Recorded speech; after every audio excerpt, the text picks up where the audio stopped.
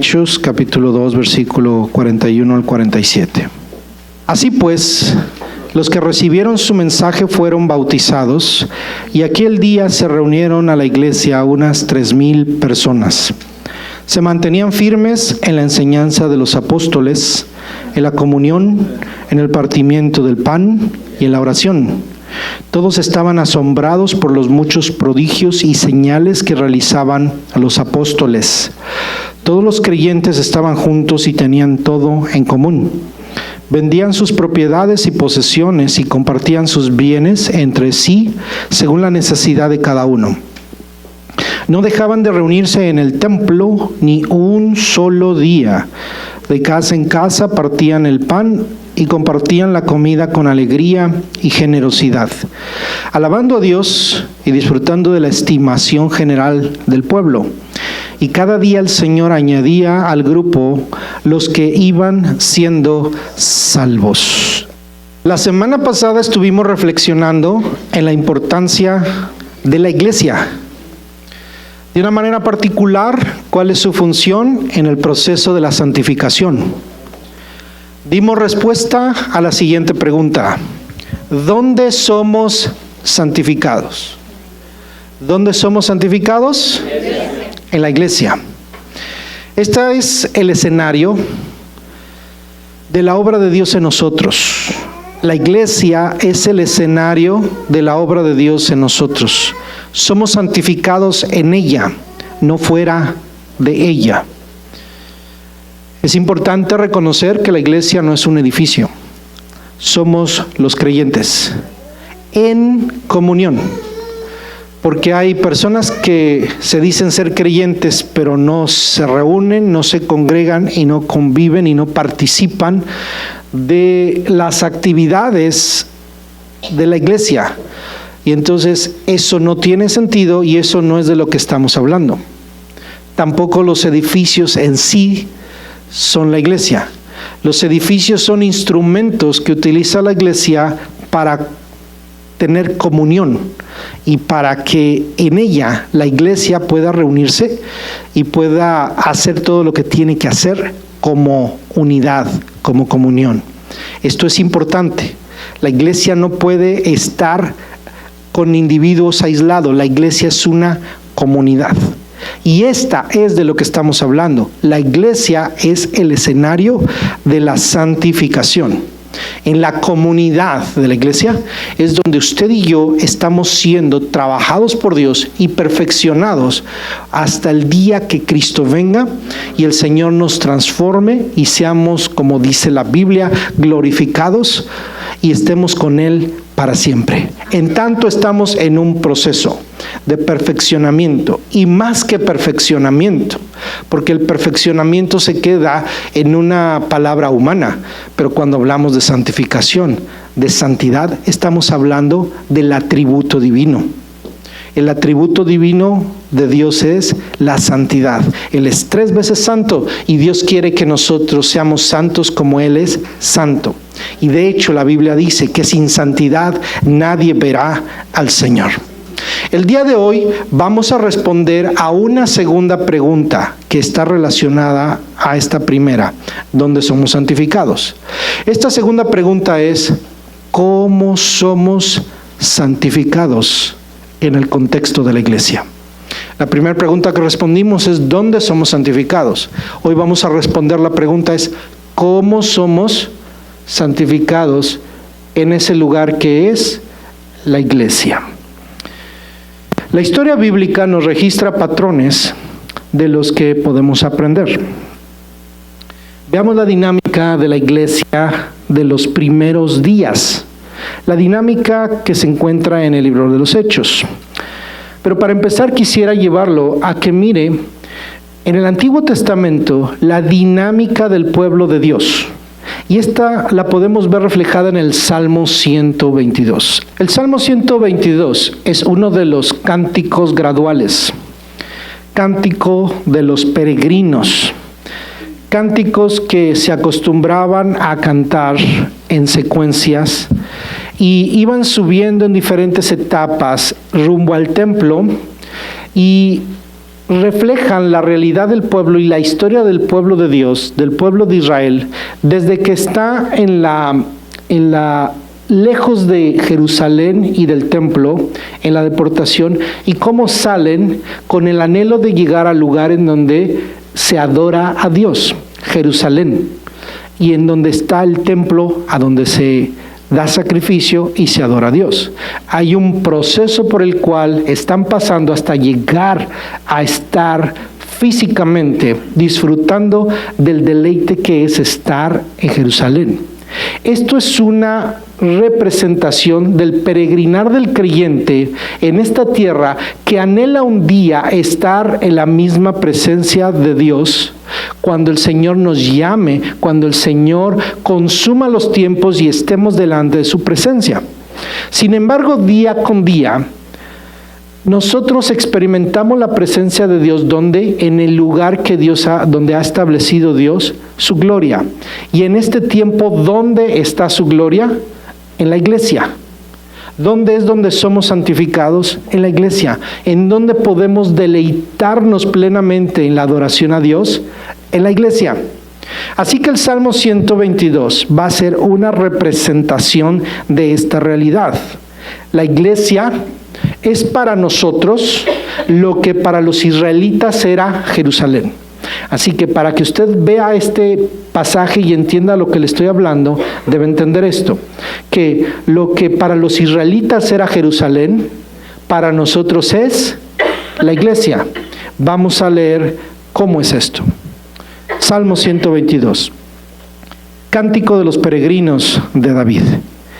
Yo me alegro cuando me dicen, vamos a la casa del Señor. Jerusalén, ya nuestros pies se han plantado ante tus portones. Jerusalén, ciudad edificada para que en ella todos se congreguen. A ella suben las tribus del Señor, para alabar su nombre, conforme a la ordenanza que recibió Israel. Allí están los tribunales de justicia, los tribunales de la dinastía de David. Pidamos por la paz de Jerusalén, que vivan en paz los que te aman, que haya paz dentro de tus murallas, seguridad en tus fortalezas. Y ahora, por mis hermanos y amigos te digo, deseo que tengas paz. Por la casa del Señor nuestro Dios, procuraré tu bien. Reina Valera dice, yo me alegré con los que me decían, a la casa de Jehová iremos. ¿Y de quién habla? De Jerusalén. Si usted pudo poner atención en lo que leímos, ¿verdad de que si no dijera Jerusalén, es claro que podemos ver a la iglesia? Si vemos una comparación, ¿a qué comparamos y lo aplicamos a nuestra vida? Es precisamente la iglesia. La iglesia aquí es representado, podemos ver a la iglesia en esta ciudad, en la ciudad de Jerusalén, a donde podemos adorar a Dios. Hay 3 atributos que puedo encontrar en esta ciudad. El primer atributo se encuentra en el versículo número 3. Ciudad edificada para que en ella todos se congreguen. Esto habla de unidad. La primera característica que tiene la ciudad es un lugar de unidad. Es un lugar de unidad para que todos se congreguen. Dios es un Dios que une. La unidad se lleva a cabo en torno a un solo lugar.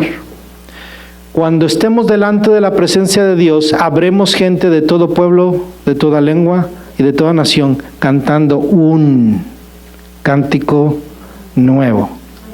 Un cántico nuevo. Uno solo, unidad. La segunda característica, sin embargo, que tiene esta ciudad es la diversidad, que se encuentra en el versículo 4. A ellas suben las tribus del Señor para alabar su nombre conforme a la ordenanza que recibió Israel. Las tribus son un pueblo. Las tribus son un pueblo. Llegan a Jerusalén y allí hay unidad.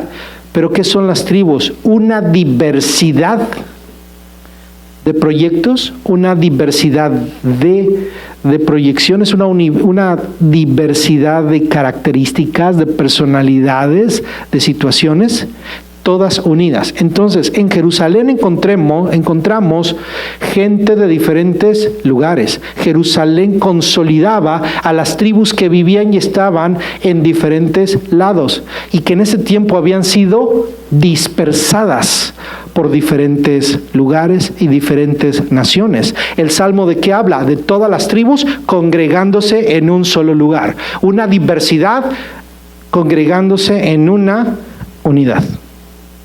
Y otra vez, un día estaremos pueblos de todo pueblo, de toda lengua y de toda nación. La Iglesia Vida en Cristo es una congregación, como le decía, de 10 ciudadanías, de 10 nacionalidades diferentes. Entonces vemos aquí una diversidad, pero también estamos en una unidad. La tercera característica es la justicia propiamente administrada o impartida. El versículo 5. Allí están los tribunales de justicia, los tribunales de la dinastía de David. David representa el reino. David representa realmente a Cristo que reina, nuestro rey.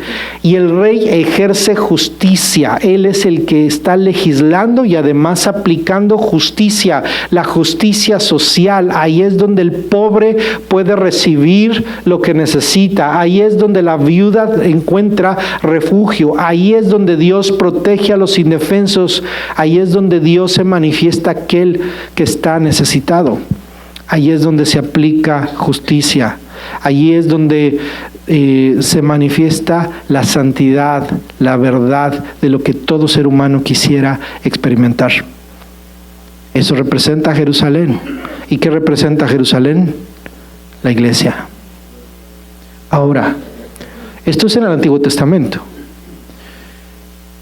Pero notemos que este mismo patrón o esta misma dinámica es la dinámica que está expresada en el Pentecostés, que está expresada en el fruto del Pentecostés, en el fruto de la primera predicación, en el fruto en la iglesia desde el primer sermón que se escuchó bajo la unción del Espíritu Santo en el Pentecostés. Hechos capítulo número 2. Leamos solamente el versículo 41 y 42. Y entendamos cuál es la dinámica de la iglesia de los primeros días. Es el fruto de la cosecha del Espíritu. Hechos capítulo 2, versículo 41 dice: así pues, los que recibieron su mensaje, ¿qué pasó? Fueron bautizados y aquel día se unieron a la iglesia unas 3,000 personas. Le pregunto, ¿dónde fue esto? ¿Dónde fue esto? En Jerusalén. ¿En dónde fue? En Jerusalén. Para los israelitas, Jerusalén es su centro. Pero después del Pentecostés, ¿dónde está el centro? ¿Cuál es el centro? La iglesia.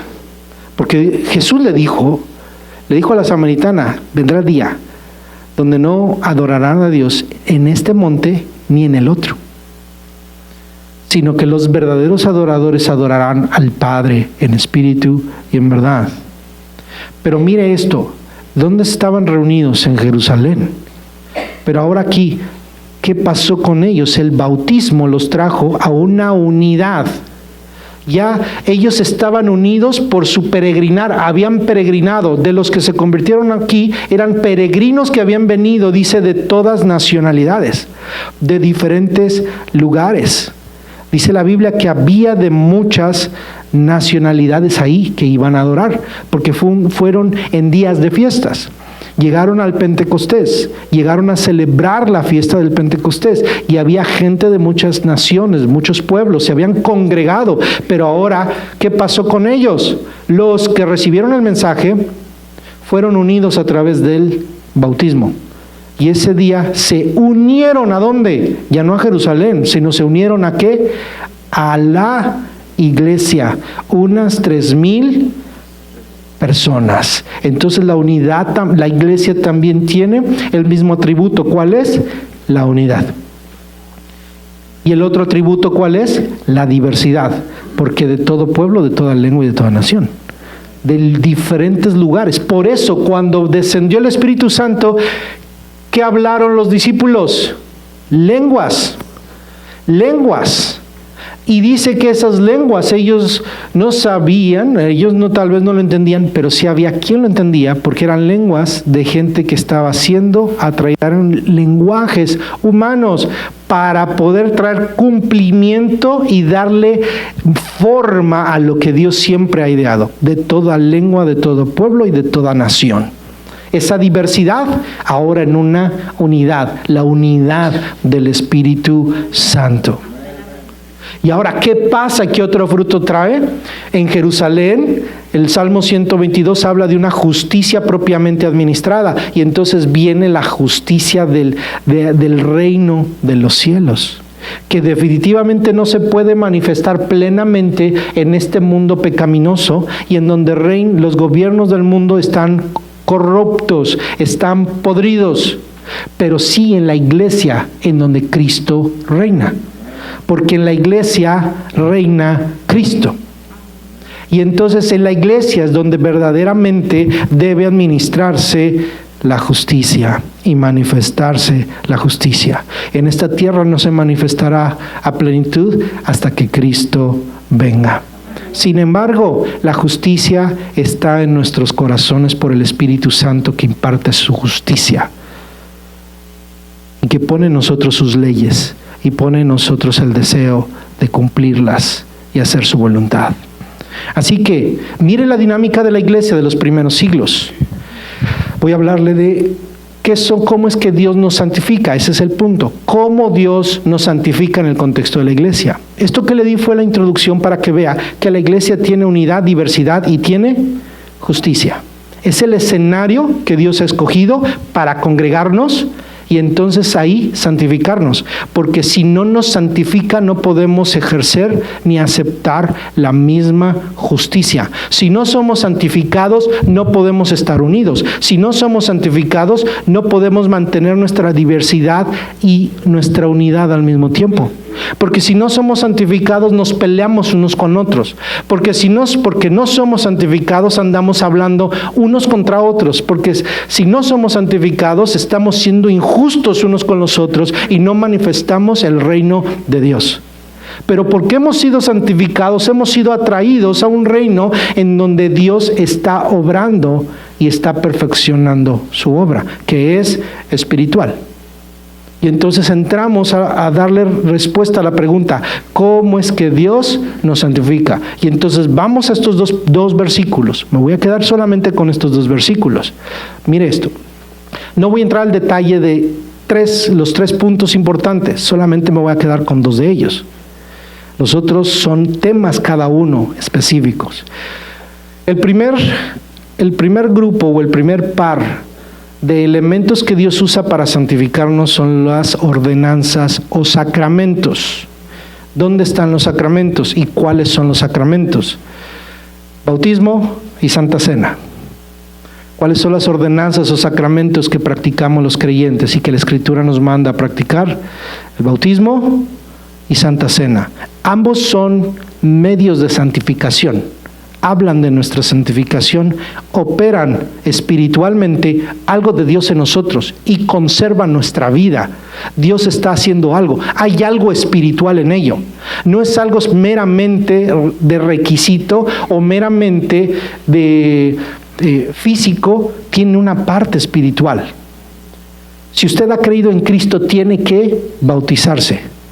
Y si usted es un creyente genuino, necesita participar de la cena del Señor. Si usted es un creyente en comunión con Dios. Y si no lo es, tiene que ponerse a cuentas con Dios o aceptar a Cristo, bautizarse y participar de la cena del Señor cada vez que la iglesia participa de la cena del Señor. ¿Dónde está en estos versículos? Claramente, el versículo 41 incluye la palabra bautizo. Así pues, los que recibieron su mensaje fueron bautizado. Es decir, empieza su proceso de santificación. Ahora bien, ¿dónde está la Santa Cena? Versículo 42. Se mantenían firmes en la enseñanza de los apóstoles, en la comunión, y aquí viene la Santa Cena, en el partimiento del pan. Se entiende que el partimiento del pan en este versículo es la Santa Cena. Es decir, no era que se reunían solamente para compartir el alimento. No está hablando de las comidas, de que la iglesia se reunía para comer. Sí se reunía para comer, pero eso lo incluye la comunión. La comunión es, esa palabra que se traduce como comunión es el compañerismo de los creyentes. Pero la palabra que se traduce para hablar de el partimiento del pan es partir literalmente el pan. Y es la forma en la que se expresaba que la iglesia se reunía para obedecer al Señor, que les dijo hacer todo esto en memoria de mí todas las veces que sea posible. Y cada vez que se reunían, recordaban y anunciaban la muerte del Señor. Por eso Pablo en el libro de los Corintios dice, cuando se reúnen, no se reúnen para lo mejor, sino para lo peor. Es decir, se enfocaban en la comida, se enfocaban en su compañerismo, y eran carnales porque nada más andaban haciendo diferencias. Solamente estaban con problemas unos con otros y no estaban disfrutando de la bendición que es participar de la cena del Señor. Por eso dice, cuando participes de la cena del Señor, hazlo dignamente, discerniendo el cuerpo de Cristo. La Santa Cena. Así que a través del bautismo y de la Santa Cena estamos en el proceso de Dios. Así que la iglesia ha sido ordenada, establecida por Dios. La iglesia local y nuestra comunidad de hermanos debemos participar, debemos bautizar gente y debemos celebrar la cena del Señor. Por eso, hermano, nuestra costumbre y nuestro hábito es participar de la cena del Señor una vez al mes. Lo hacemos el segundo domingo de cada mes. Entonces, creo que es lo mínimo que podríamos hacer, porque el Señor nos manda que participemos de la cena del Señor. Y todos tenemos que participar. Debe estar usted aquí, debe participar. Es un elemento importante, no es opcional. Si usted es un hijo de Dios que está en comunión, usted debe participar de la cena del Señor. Debe participar de la cena del Señor. No es de su humor, no es de que usted traiga humor, de que se sienta bien o se sienta mal. Si hay una pena, que tiene usted una culpa, pídale al Señor perdón, reconcíliese con Dios y tome la cena del Señor. Bien. La otra característica, y no me voy a enfocar en ella, es la comunión entre hermanos. Versículo 42. Se mantenían firmes en la enseñanza de los apóstoles y en la comunión. Esta palabra comunión viene del griego koinonía. Y ahí sí habla de la comunión entre hermanos. La iglesia primitiva se reunía en las casas y compartía, dice la Biblia, con alegría y sencillez de corazón se reunían, compartían, había comida, había alegría, vivían juntos. Había una hermosa bendición. Por eso tenemos que mirar el fruto de la cosecha del poder del Espíritu Santo en el Pentecostés, porque aquí está reflejado. Entonces, una característica que tiene la iglesia y en medio de ella somos santificados es la koinonía.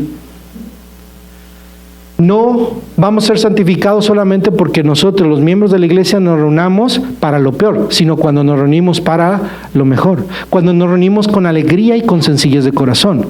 Hermano, qué bendición cuando se van dos hermanos, se reúnen en casa y participan y se gozan y se alegran y tienen conversaciones sanas, tienen conversaciones edificantes y salen bendecidos.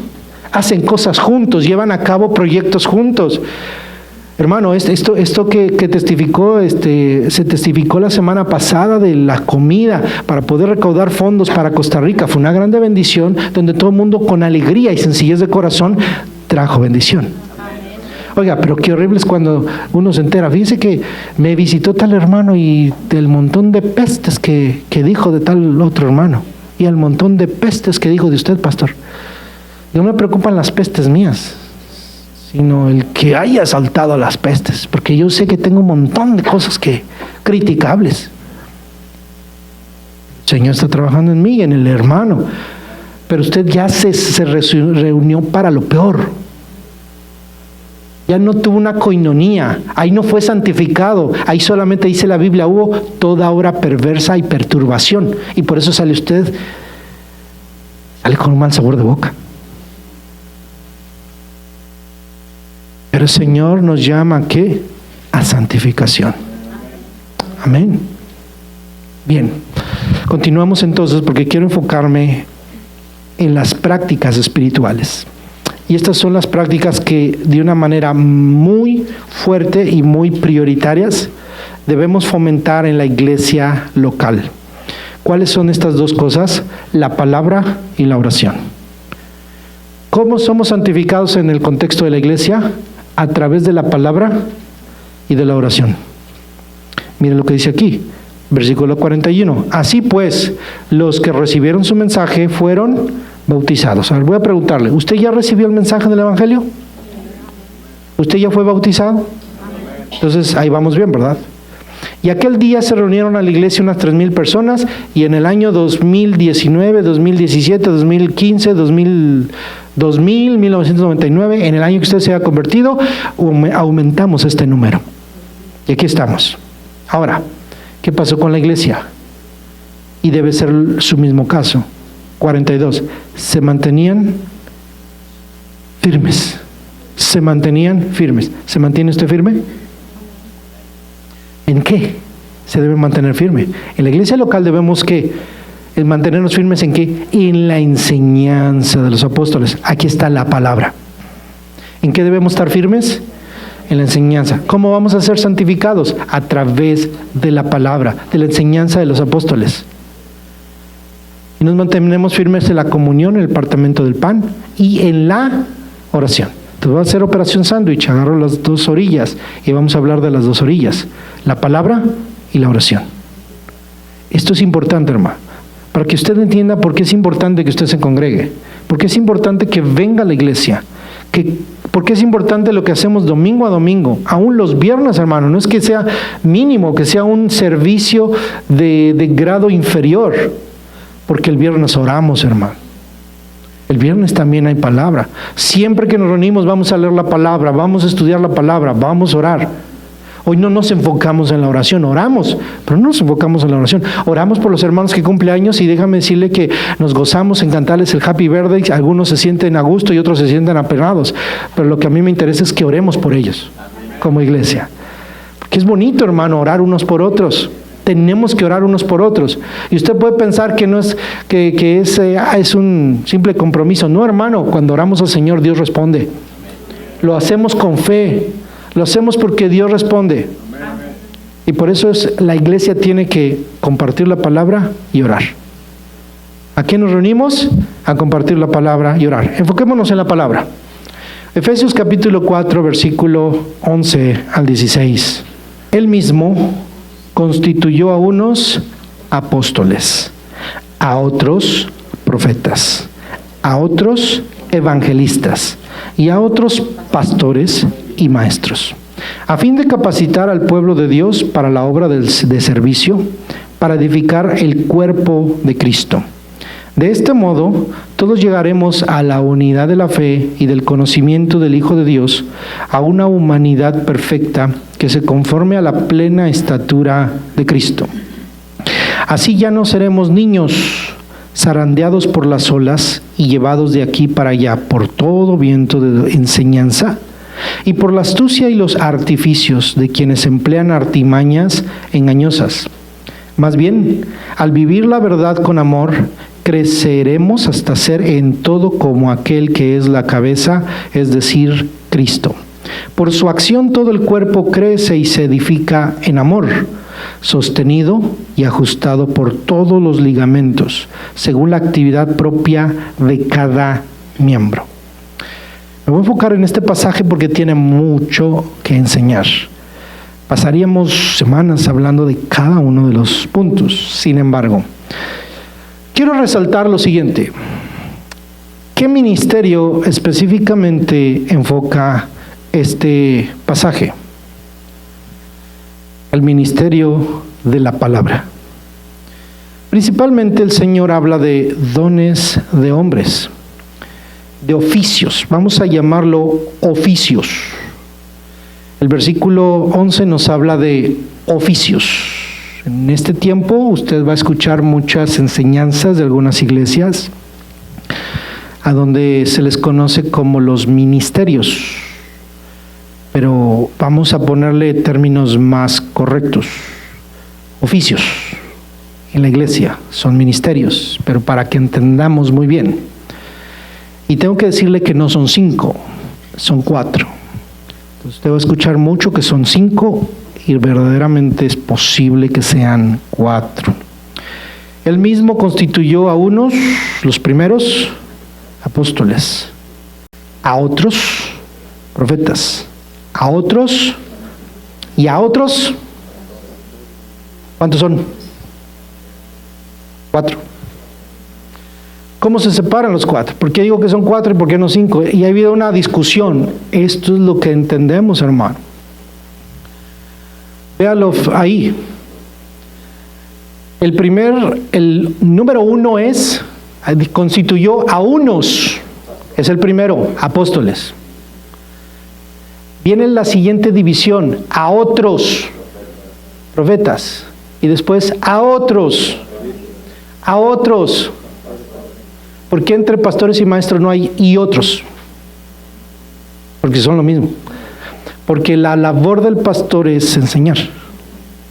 Entonces, aunque sean 2, no podemos separar la labor magisterial del pastor.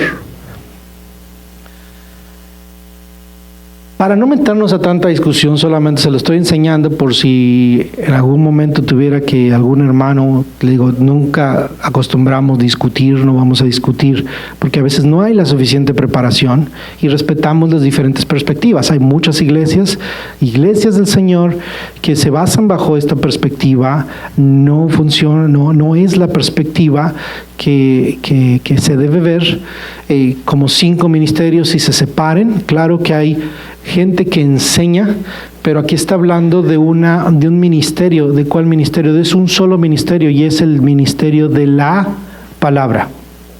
El ministerio de la palabra se va a manifestar y se va a manifestar de una manera completa.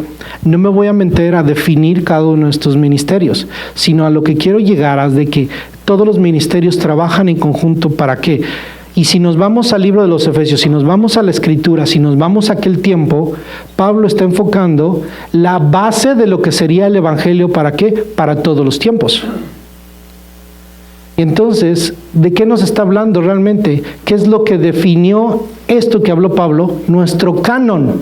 ¿Qué es lo que está en la Escritura? Nosotros no le vamos a estar prestando oído a un pseudoapóstol, una persona que se llame apóstol, que no lo es, y que diga, yo recibí del Señor tal cosa.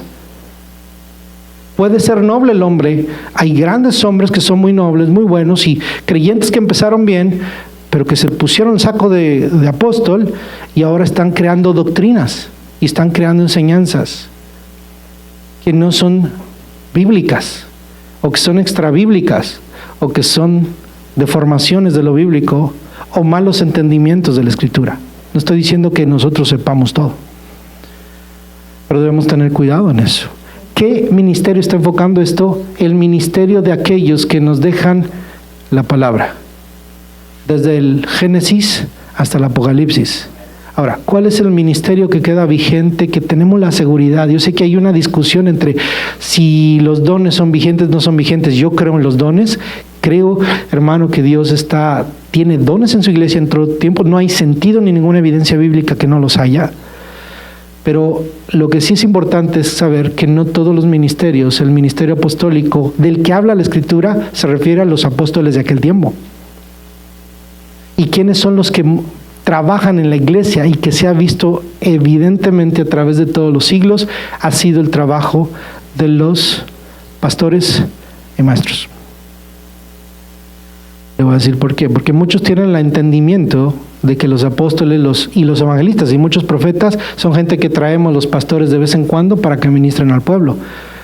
Y que nos causen un montón de problemas porque le dicen a gente, les dan llamamientos, les dan disque palabra profética y les dicen un montón de cosas y los inflan y a otros los desinflan y no edifican. Hay gente que sí edifica, hermano, que Dios ha llamado, pero hay gente que no. Por eso tenemos cuidado quién traemos, a quién escucha. ¿Y cuál es el propósito? Que nos vengan a enseñar la palabra. A mí no me interesa, hermano, sino que nos enseñen la palabra. ¿Qué es lo que me santifica, hermano? La palabra. ¿Qué es lo que me santifica? La palabra. ¿Qué es lo que lo va a santificar a usted? No es el hermano Andrés. Es la palabra. La palabra. Y Dios nos ha llamado al ministerio de la palabra. Y es cualquier ministerio. Hermano, no me importa cómo se llamen. No nos importa cómo se llamen. Obviamente hay patrones bíblicos que entendemos, pero ¿qué es lo que me interesa, hermano? Que sean ministros sencillos, humildes, que estén dispuestos a enseñar la palabra. De otra forma, hermano, pues no funciona.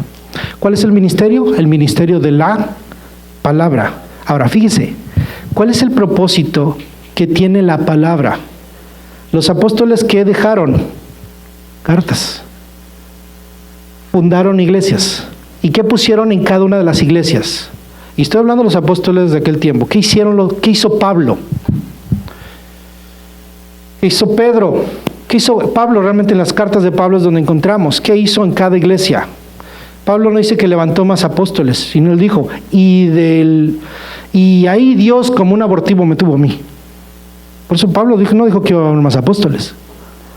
Pero le dijo a Timoteo, le dijo a Tito, en las iglesias pon ancianos. Está hablando de pastores. ¿Quiénes iban a mover el trabajo de la iglesia en todos los tiempos? Pastores. ¿Y qué hizo Pablo cuando ya tenía pastores y ministros en todos lados?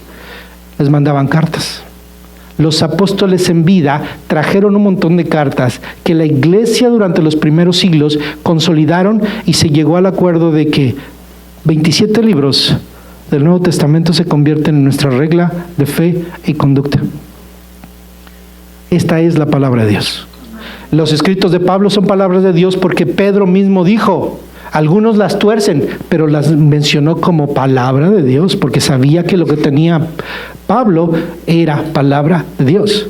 Lo que escribió Pedro es palabra de Dios, lo que escribió Santiago es palabra de Dios, pero lo que le predique cualquier persona que se llame como se llame, lo único que puedo hacer, yo le puedo predicar la palabra de Dios. ¿Y usted qué va a recibir? La palabra de Dios. Y por el llamamiento que Dios me da para transmitirle en la iglesia local, es para enseñarle que la palabra del Señor y ayudarlo a ver con una lámpara lo que dice la palabra del Señor y aplicárselo de una manera práctica. Eso es lo que hacemos los ministros. Entonces, ¿qué hicieron? Establecen el canon, la palabra. ¿Y qué se hace con la palabra? Ya no los tenemos a ellos, pero sí tenemos la enseñanza de ellos. ¿En qué perseveraba la iglesia primitiva? En la enseñanza de los apóstoles. ¿En qué perseveraba? En la enseñanza de cuáles apóstoles, de aquellos apóstoles. ¿En qué enseñanza perseveraban? En la enseñanza de los apóstoles. Por eso cuando viajaba Pablo en un lugar, hasta toda la noche predicaba. Pues cómo no, vamos a aprovecharlo. No tenían a un apóstol siempre ahí. No había internet, no había YouTube. Aprovechar a Pablo. Estaba Pablo. Y cuando llegaba Lucas, ¿qué te dijo Pablo? Cuando mandaban al Timoteo, yo vengo enviado de Pablo. Y les decía a Timoteo, diles y constituye ancianos que puedan enseñarles lo que yo te enseñé. Es decir, no dice, ora por ellos, Dios se va a encargar de revelarles. No, lo que yo te enseñé porque Dios me lo reveló para enseñárselo a la iglesia. Debemos entender que el ministerio de santificación es cuando nosotros nos unimos al ministerio de la palabra escrita. Porque es lo que nos va a santificar. Nos va a santificar. Bien, me estoy enfocando mucho en defender o mostrar, hermano, por qué debemos someternos a la palabra escrita y no a ningún otro modelo. ¿Okay? Pero es importante. Ahora, fíjese qué es lo que pasa con la palabra escrita y bien aplicada. Versículo 12, a fin de capacitar al pueblo de Dios para la obra de ministerio. ¿La palabra para qué es? Para capacitarlo a usted y a mí. ¿Qué es lo que me va a capacitar? La palabra de Dios. ¿Quién nos capacita para la obra del ministerio? La palabra de Dios. ¿Quién nos santifica? La palabra de Dios.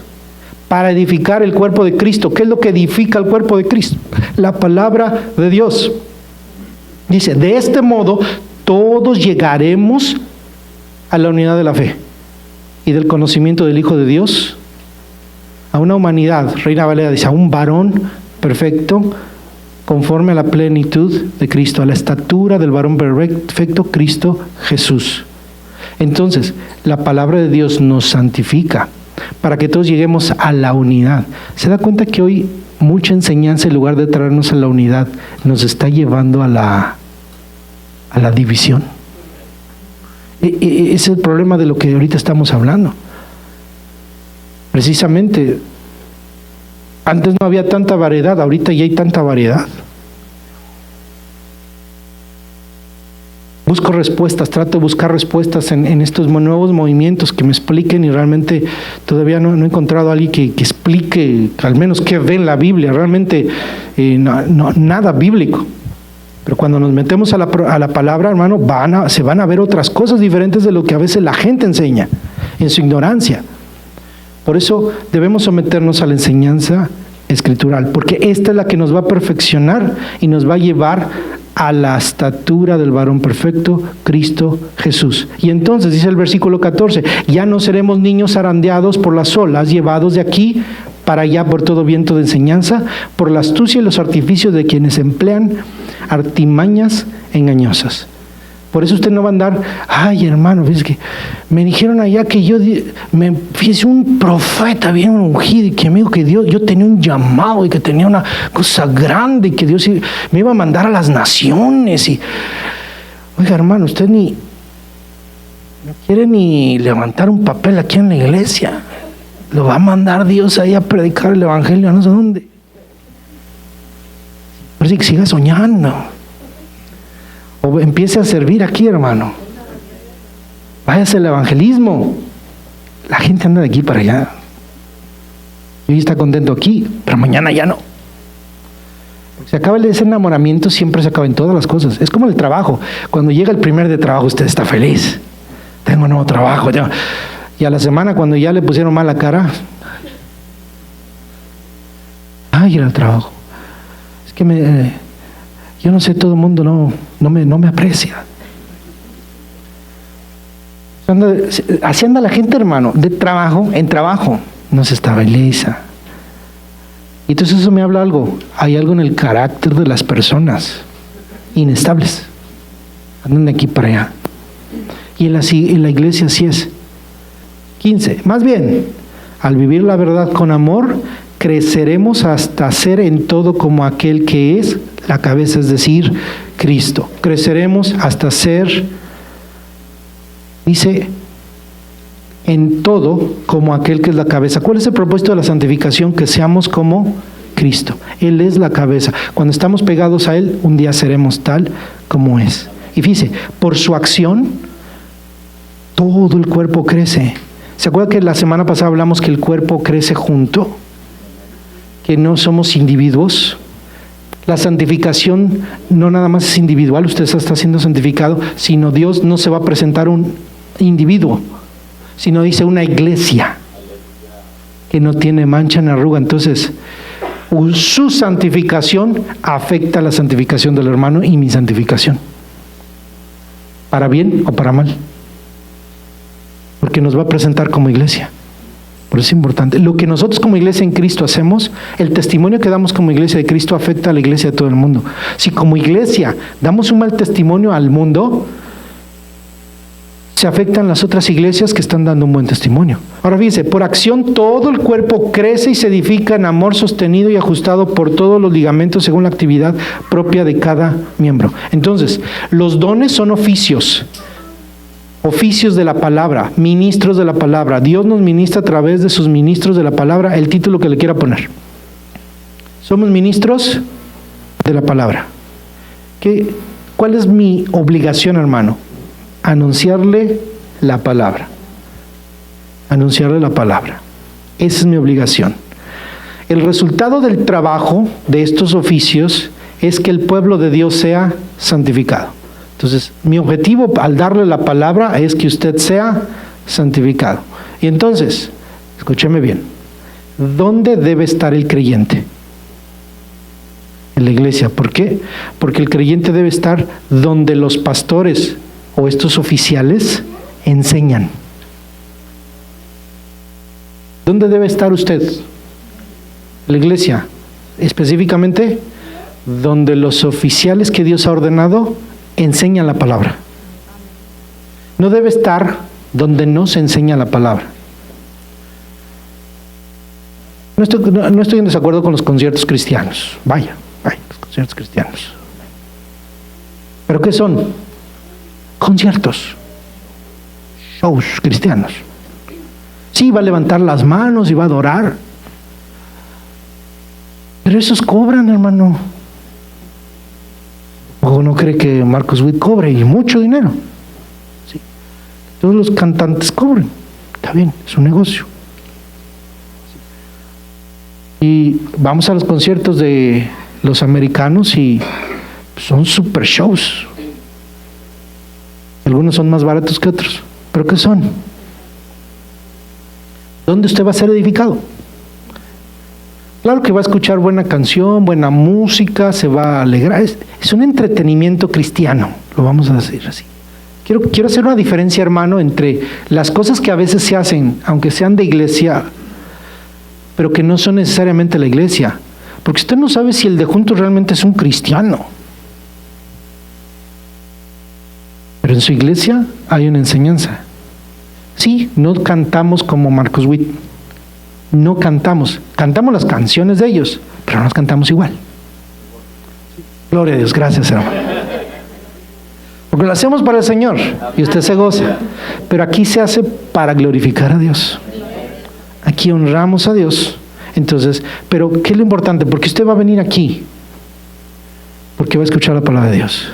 Hermano, dice que no voy a poder ir a la iglesia mañana, domingo. ¿Por qué, hermano? Voy a ir a un concierto cristiano, hermano. ¿Y eso sustituye a la palabra de Dios de su iglesia? No, hermano. No sustituye la palabra de Dios dada por un pastor. No, la palabra que leemos como congregación, la comunión de la congregación, nada sustituye esta comunidad. Pero allá está la iglesia, sí, la iglesia que no va a sus servicios y que no va a sus congregaciones locales. ¿Dónde debe estar el creyente? Donde se enseña la palabra del Señor, donde los pastores, donde sus pastores que Dios ha ordenado, enseñan la palabra de Dios. Hermano, salí de vacaciones, me voy a ir a hay una iglesia aquí en el hotel. Oiga, en los hoteles nos encontramos iglesias, va a ir a escuchar la palabra de Dios ahí. Es la oportunidad. Fui a mi país, hermano, vaya ahí a la iglesia donde usted se reunía ahí en su país, o si no conozca un pastor de ahí, váyase con un pariente, lléveselo a esa iglesia. Pero usted debe estar en ¿dónde debe estar? Donde los pastores dan la palabra de Dios, para que usted reciba y coma la palabra de Dios. ¿Dónde debe estar el creyente? Donde donde puede ejercer sus dones dados por el Espíritu para bien del mismo cuerpo. Porque Corintios, ¿ha leído usted el Corintios 12? Vamos a leerlo. Corintios 12, primera de Corintios 12. ¿Verdad que ha oído acerca de los dones? Le pregunto, ¿ha visto los dones? Ahí hay un problema. Una cosa es oír de los dones y otra cosa experimentar los dones. Ejercer los dones y recibir los dones. ¿Dónde se ejercen, hermano? En la iglesia. En la iglesia. Dice así. En cuanto a los dones espirituales, hermanos, quiero que entiendan bien este asunto. Ustedes saben que cuando eran paganos se dejaban arrastrar hacia los ídolos mudos. Por eso, cristianos, no se dejen arrastrar, aunque sean cristianos y sean sus grandes ídolos los cantantes cristianos. Esos también son ídolos mudos. ¿Por qué? Cuando usted los hace un ídolo es mudo, porque no le habla la palabra de Dios, sino lo mueven sus pasiones y sus gustos y sus deseos. No lo mueve la palabra de Dios. Digo, no estoy en contra de ellos y nos gozamos y de ahí sacamos la música y los admiramos. Claro que hay que admirar, hay que reconocer los talentos que Dios da y los dones. Yo creo que tienen dones. Pero debemos también tener cuidado nosotros, hermano, en poner cada cosa en su lugar. La iglesia no puede ser sustituida por nada, hermano. La comunión de la iglesia. Ay, es que, hermano, en mi iglesia, bien malita que está la música, ahí pura una guitarrita y bien desafinada. Hermano, ahí está el Señor. Así adorábamos nosotros en misa, aquellos viejos tiempos de niño, hermano, puras guitarritas. A veces se le rompían las cuerdas y no había para la cuerda. Con 4 cuerdas, 5 cuerdas. Y rotas las guitarras a veces. Sí. Así se alaba a Dios y hermanos se gozaban. Porque la adoración a Dios, hermano, está en el corazón del hombre. Sí. Por eso les advierto, versículo 3, que nadie que esté hablando por el Espíritu de Dios puede maldecir a Jesús, ni nadie puede decir Jesús es el Señor, sino por el Espíritu Santo. Es decir, que toda la iglesia tiene dones. Usted tiene dones. Y usted se reúne para ejercer sus dones y para recibir la bendición de los dones de los otros. Porque le aseguro que aún al saludarse, va a ir un hermano y le va a decir, hermano, estoy orando por usted. He sentido una carga terrible por usted. Y usted va a decir, ay, hermano, cuánto se lo agradezco. Necesitaba escuchar que alguien está orando por mí. Hermano, ¿qué le pasa? Lo veo mal. Hermano, fíjese que esos son los dones de Dios y la unidad del cuerpo de Cristo. Hermano, déjame darte un versículo y usted le da un versículo. Dios está hablando a través de usted. Viene y se siente y escucha el sermón. Lo regañaron, pero lo está santificando, Señor. 4. Ahora bien, hay diversos dones, pero un mismo Espíritu. Hay diversas maneras de servir, pero un mismo Señor. Hay diversas funciones, pero es un mismo Dios el que hace todas las cosas en todos. ¿En dónde está Dios? En la iglesia. Amén. Y entonces aquí Dios hace cosas que no hace afuera. Dios las puede hacer afuera porque Dios está en todo lugar. Y eso es lo que decimos todos. Pero ¿sabe que Corintios 12 está en el contexto de la comunión de la iglesia? Esto lo habla Pablo porque dice, les tiene que ordenar a los corintios. ¿Qué les está ordenando Pablo? Si usted sabe por qué está escribiendo Pablo esto, les está ordenando sus cultos cuando se reúne. Entonces, ¿en qué contexto debe aplicar esto? En la reunión. No se puede aplicar en otro aspecto, sino en la reunión de la iglesia. ¿Dónde se manifiestan los dones? En la reunión de la iglesia. A cada uno se le da una manifestación especial del Espíritu para el bien de los demás. A uno se les da por el Espíritu palabra de sabiduría, a otros por el Espíritu palabra de conocimiento, a otros fe por medio del Espíritu, a otros por este mismo Espíritu dones para sanar enfermos, a otros poderes milagrosos, a otros profecía, a otros el discernir espíritus, a otro el hablar en diversas lenguas y a otros el interpretar lenguas. Todo esto lo hace un mismo y único Espíritu que reparte a cada uno según Él lo determina. Y todo es para la edificación del mismo cuerpo de Cristo. Así que mi hermano, ame la palabra, anhele la palabra, esfuerces por conocer la palabra y crecer en la palabra.